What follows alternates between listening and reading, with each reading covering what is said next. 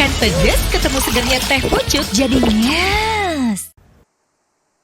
Informasi selanjutnya saudara, dalam debat tadi malam calon presiden nomor urut 1 Anies Baswedan bicara soal anggaran di Kementerian Pertahanan yang mencapai 700 triliun rupiah yang kemudian tidak bisa mencegah kebobolan. Anggaran itu, kata Anies, justru digunakan untuk membeli alutsista bekas.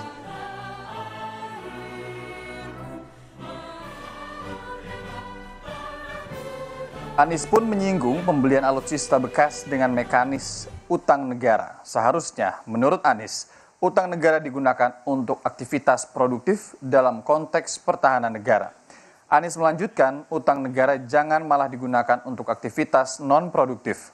Salah satunya, pembelian alutsista bekas.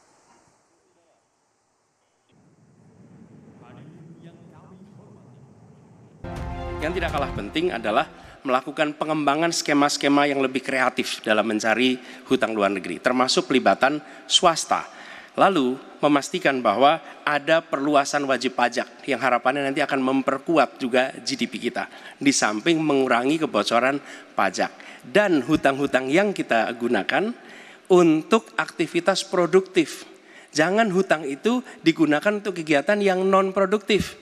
Misalnya, hutang dipakai untuk membeli alutsista bekas oleh Kementerian Pertahanan. Itu bukan sesuatu yang tepat. Sementara itu, calon presiden nomor urut 2 Prabowo Subianto menjawab pertanyaan dan paparan data Capres nomor urut 3 Ganjar Pranowo soal menurunnya sejumlah indeks pertahanan Indonesia. Dalam jawabannya, Prabowo menilai pesawat yang digunakan untuk pertahanan nasional diukur bukan dari baru atau bekasnya pesawat, melainkan dari usia pakai pesawat.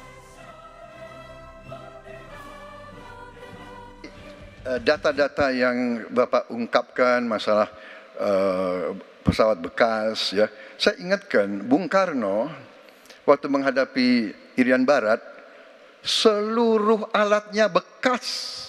Pak Ganjar, Bung Karno, seluruh pesawat terbang, kapal selam, cruiser, destroyer, semuanya bekas. Ya, jadi kita juga masih pakai banyak sampai sekarang pesawat bekas.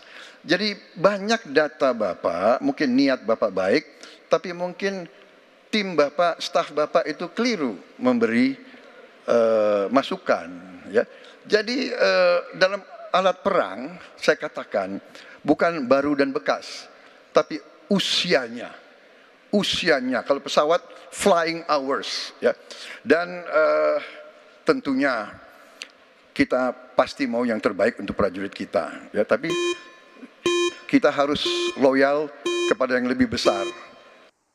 Sedangkan menanggapi jawaban Prabowo atas pertanyaannya, Capres nomor urut 3 Ganjar Pranowo menganggap Prabowo tidak menjawab pertanyaan dan tidak menyanggah data-data penurunan indeks pertahanan yang ia tunjukkan.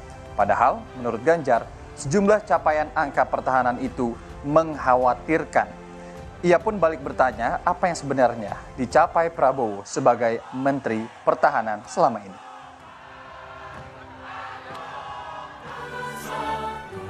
Saya pengen data yang Bapak katakan salah, data pertahanan Anda ini, Anda pertahanan saya, silahkan Anda bantah di sini. Bapak tidak mampu membantah dan Bapak menjelaskan pesawat bekas. Saya tidak pernah berbicara pesawat bekas dalam pertanyaan saya. Minimal saya bertanya, tadi kalau Bapak, maaf, mendengarkan terakhir, capaian MIF kita hanya 65-49% dari target 79% dan ini mengkhawatirkan karena akhir tahun ini sudah harus selesai. Bapak juga tidak menjawab.